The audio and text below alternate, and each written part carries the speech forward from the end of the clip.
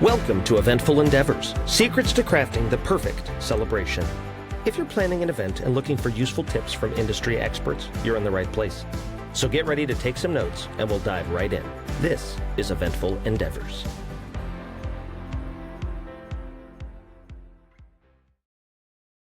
Hello, I am Jake Carter with Darren Keala of Events by Darren Keala. You guys are an event company on Maui, and you have been born and raised in Pukalani here in Maui with wedding design for over 25 years of experience. From what I see, you went to Brigham Young and UNLV in Las Vegas and Nevada. Been very involved in the community. You just were telling me you've not only had one 501c nonprofit, but you're actually working on two or maybe more. So Ohana and community is really big for you, which is amazing, and I'm super excited to talk about some of those things. But from what I can see, you're an event person on Maui and you're rocking it. We met at a recent one of those 501c nonprofit things recently, and I asked you if you'd be on this, and you agreed somewhat. By somewhat force, I made you do it, but it's okay. Wonderful. Thank you. Yeah, so let's talk about some fun event things that you've experienced. Unless, is there anything else you want to add about your background and bio? No, that's great. Thank you. Thank you very much. Okay. I might come back to some of it because it's a Okay. lot of cool stuff that you've done. But what are current trends that you're seeing in the wedding and event industry currently? Huh. There's something really unusual that has just happened with my company. And it's something, so one of my couples recently did a butterfly release from the centerpieces of the tables. So she's very big on butterflies and everything. And so recently my dog had passed. So one of my friends had sent me a monarch butterfly as a remembrance. So it comes in a cocoon and then it opens and then you let it go as a remembrance of your loved one. And so I showed them this, and it turned into us putting butterflies in these beautiful cages on the tables with flowers. And then toward the evening, we would open the cages and all the butterflies would fly away and just kind of stay around the property and hang out. So we've done it now with two weddings. And now that trend has kind of caught on, and now there's two other couples that want to do something similar with their centerpieces with butterflies. Oh, I have never heard about that. That's really Me neither. interesting. That's super cool. I'm sure the butterfly sourcing people love you. They're like, oh my gosh, all of a sudden we're sending all of these butterflies to Maui. I don't know why, but It's true. It's true. So like the last wedding last week, we did 10 butterflies for 5 tables. It was quite wow, wild. Yeah, that's it was really super nice. cool. So that's definitely a really cool idea and unique thing. What are some things like what's the most cringeworthy thing that you've seen that your couple should never do? What's the most worst Ooh, horror story? You can have ooh, more than one. I love this there's quite a question. few. Yeah. Usually the worst things happen when couples try to DIY an idea and not put into the full concept of what is going to happen with that DIY. Like a lot of couples believe that, if you put up a structure, you can just hang everything from it and it'll be fine. And with Maui, the winds, it's very unpredictable. And just for the security and safety of people of getting hurt of something like that falling, I always tell people this. This is my biggest thing is you may be working on something that you want to do, but in the long run, I have to be accountable for it. Because even if you're building it and it falls over, it's still going to be my fault. So Yeah. I have to be 1000% honest with you and say, that's not going to work. And I'm going to make sure that you know that so that you know that if it does fall, that it is a problem. Yeah. And Yeah. it just has to be that way. Because, from being doing so many events on the island, you realize, the wind factors, the rain, all these different things. So you kind of have to be careful and look out. For sure. And I mean, I know like this is something that's kind of similar for music and kind of some stuff that we do where like not exactly dueling pianos, but I've worked in theaters and things before, and it's like you're talking about rigging essentially, and that's one of the things where it's like, no, this is done a very specific way because if it falls, there's thousands of pounds of something that's going to fall on someone and then they die. Like You can't do that. Like that's just a no. Like no, sorry, you're gonna do it the right way because otherwise people die. So Very true. that's yeah. What is another like cringeworthy, crazy thing that's happened at an event? I want like a Um, specific not just like don't build a shed at the wedding. Like give me something good. I know you've got it. ooh. So there are a few. So I've actually, alcohol is a big thing. I will definitely go there because a lot of problems happen with that. I've actually had a couple that we, normally what we do is we do beer and wine and one or two signature drinks. And this kind of helps keep people from getting a little too wasted at the weddings, especially with the good bar service. But at some events, some of the couples will hide alcohol in their rooms. And this happened once. The bride and groom hid a bottle of tequila in their room and proceeded to drink it from the beginning.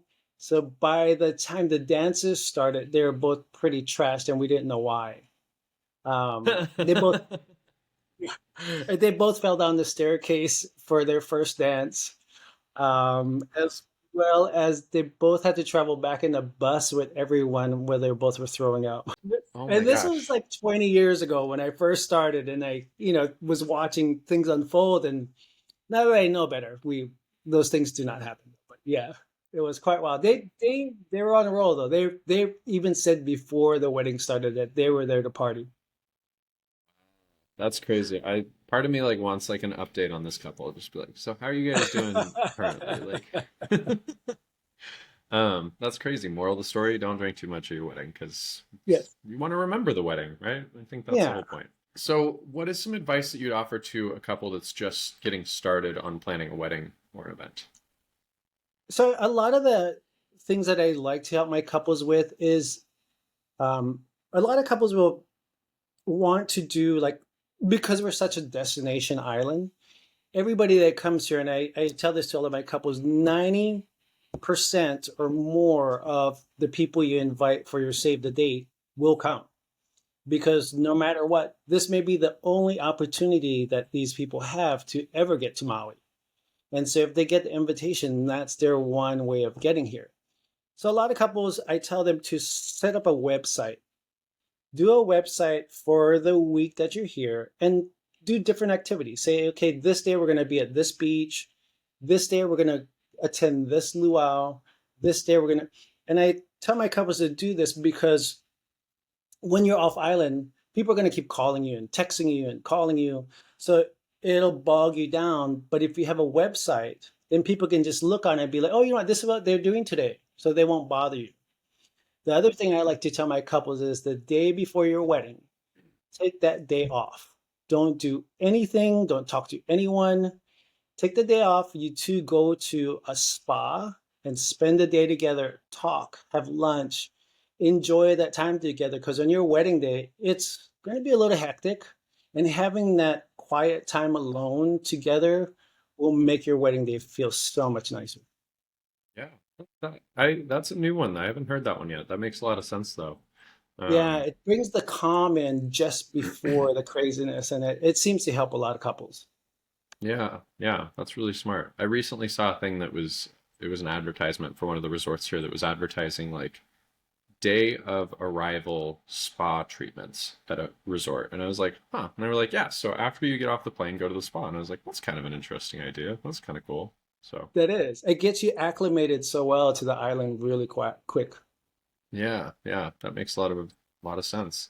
So I know that in your bio and the stuff that you gave me about your company, that you guys, one of the things that makes you unique is the fact that you do all of your florals for your events. Can you tell me more about that and what makes you guys unique and special? Sure. So I'll kind of go back a little. So I started in the wedding industry as a restaurant manager at Kaanapali Beach Hotel, and I was there for about 9 years, training in the industry, training in the that part of the industry. But I was running the weddings and events on the property. So that kind of led me to that. And then I started to design flowers with my partner at the time. And so from there, we just showed up to weddings and did all the flowers for everyone. From that point, brides would call and say, I can't talk to my coordinator. Can you help me? I need help with this. And so naturally that kind of came about that way.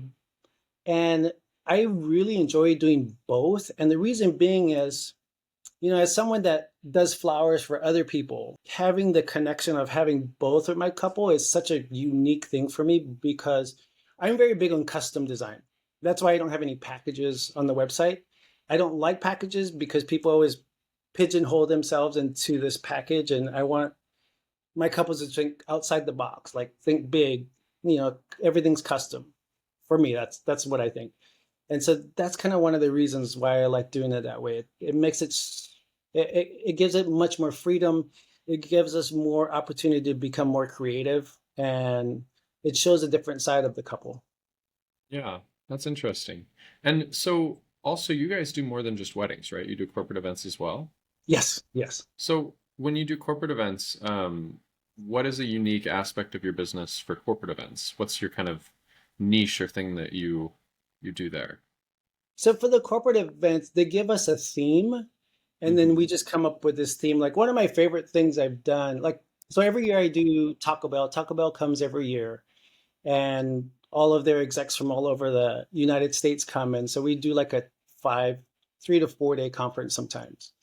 But last year, just before the fire started, I had a 10-day birthday party for 145 people that were staying at the Westin, and the couple lived in Kapalua.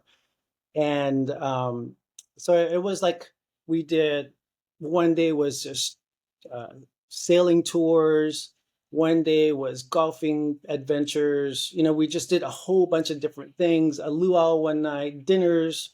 And then the last night we did like a surprise fireworks from a barge outside of West Maui. So it was probably one of the coolest things I've ever done because I've never ever done anything like that. Like the fireworks show was $35,000 for 10 minutes, which is pretty Oh my cool. gosh. Yeah. Yeah. Yeah. That's really cool. So you get to deal with a lot of sounds like big clients and do some Yeah, like really that one that was exciting. really fun. Like they wanted us to come up with some themes, so we came up with airlines theme, the TWA, and so we had all the staff dress up like from the 70s. Oh And wow, we that's had the so fun. band dress up in the 70s as well, and so it was a lot of fun.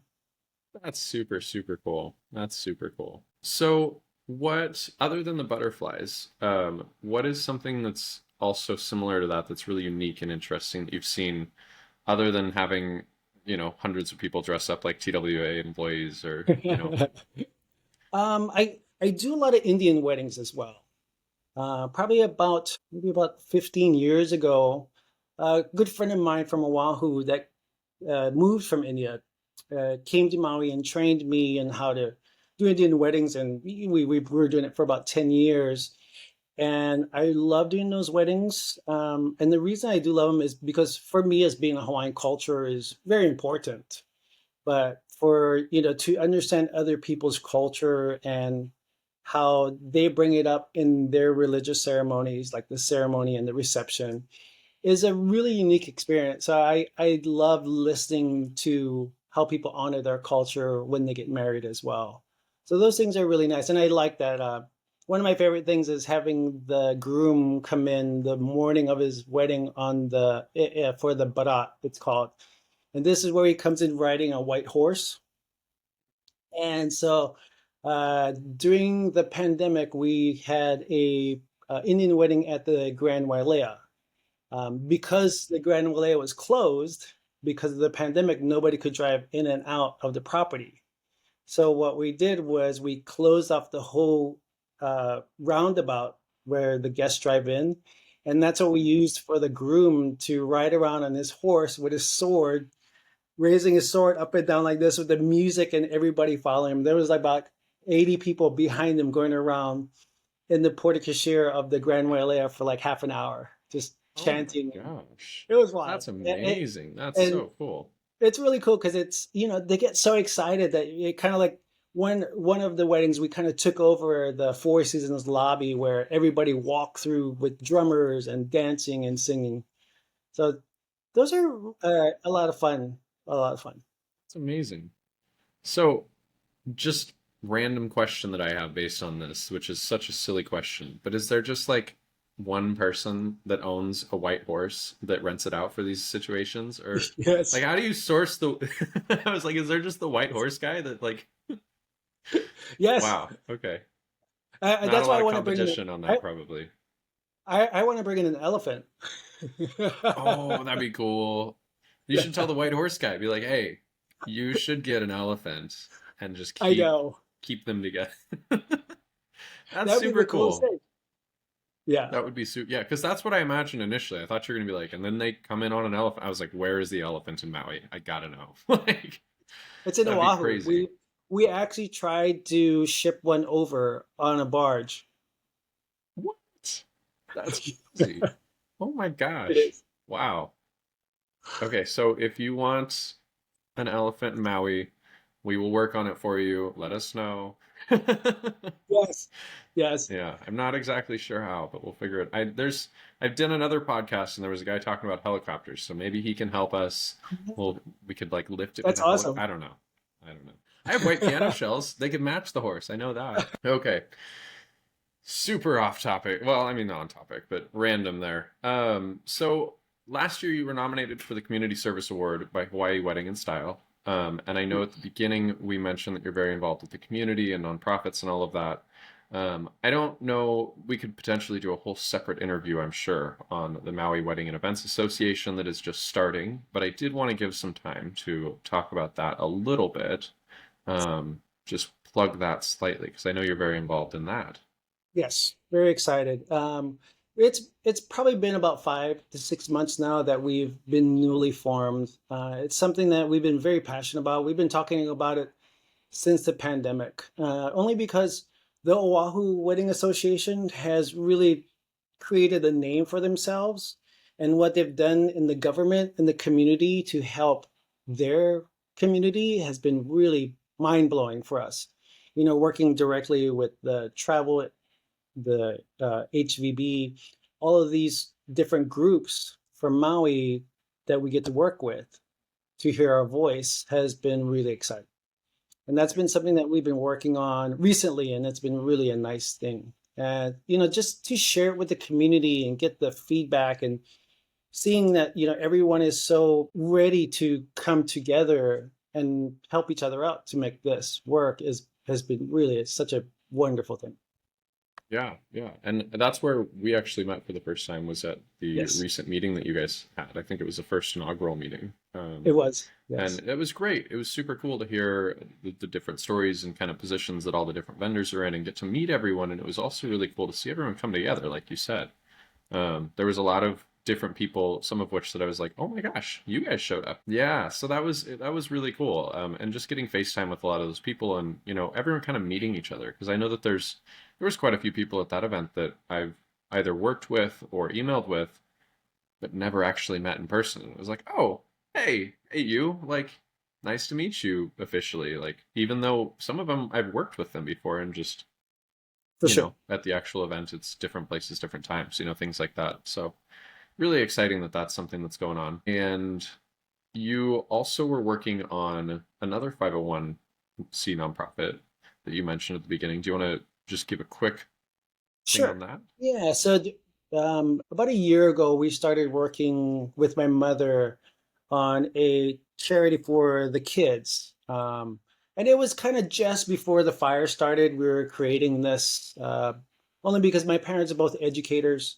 My mom's a teacher. My dad was a principal, while my mom was a teacher. And they both did Hawaiian studies after school.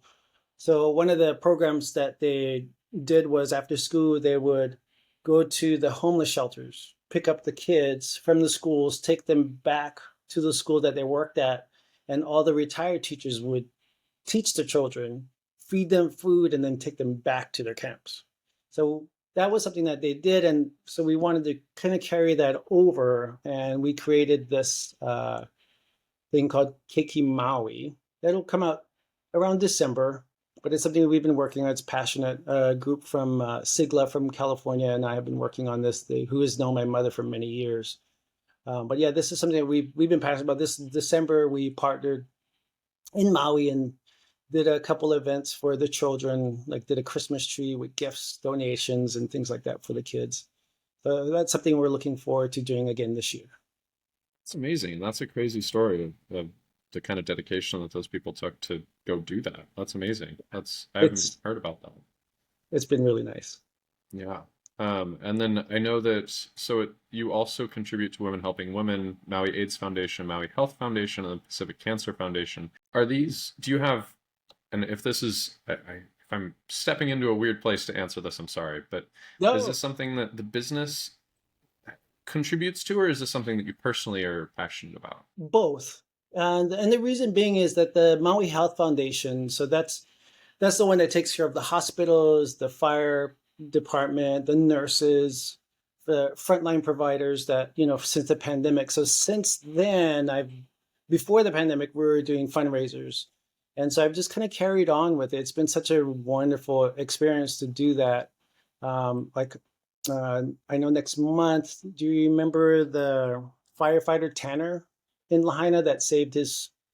So they're getting married on September 1st, him and his fiancee Candace. So like a bunch of us have already jumped in, donated the venue. We're donating our time, flowers, some food, so to have their wedding come about on September 1st, because that's something they've been looking forward to. But losing the house and everything has been such a big thing for everyone. Yeah, yeah. Wow. So once again, to sum this up, you're just very involved in the community, and that's amazing. It's super cool to get to talk to someone that is actually doing these things. And I know that you mentioned you're like, oh, I'm nervous to talk about things and shy, but I think that these are stories that you need to tell people. The world needs to know about all the great things you're doing. Well, it's probably I'm Um, either related to them or they're my neighbor. well, I mean, we live on an island. Yeah, We're all it's friends, always but great. yeah, I mean, this is really big stuff that you're doing. I had no idea. I just knew Thank you. about the event company, so that's really, really cool. Well, thank Um, any last thoughts about events and things? Anything that you want to share with upcoming clients, or anything going on with the island that you want to talk about? Yeah, things are slowly coming back to the islands. I know that that's something that's really important for all of us here, since our business really has dropped off since the fires. I think I lost maybe about 13 events since the fire. But things are coming back stronger. We just want to make sure that people know that we're still here. We're happy, excited about having people celebrate, and we're looking forward to welcoming everyone.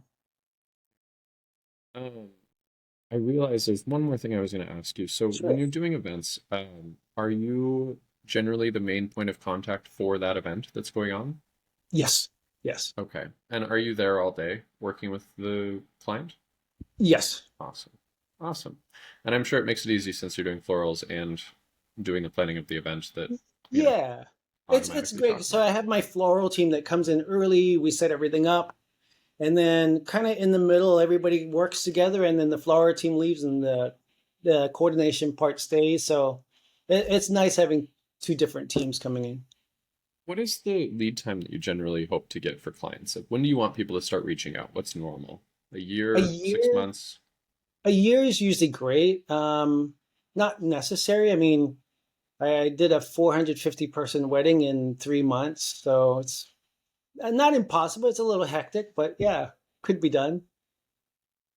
But usually anything longer than a year sometimes isn't good, because you know how it is when you see something over a year and you're like, "Ooh, that looks really good," and then 6 months later you're like, that was kind of old. I don't want to do that anymore.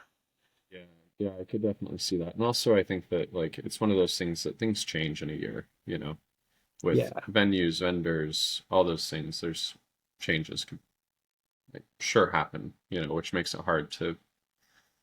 You have a moving target, I feel like, if you were to start booking things 2, 3 years. that's happened before. Are you guys with your pricing? I know that you said everything is custom and totally there's no packages. Is it generally where do you fall on the pricing for your events? Are Hmm, you I could have come up with a something different on my own. It works for me, so I'll share this with you. I usually tell people that, if they're looking, like they tell me how many people they have, and I usually tell them it's about $1,300 a person. If they're coming to Maui for a full wedding, that would include everything from your venue, all your vendors, transportation, food, our services, flowers. That should take care of everything you need.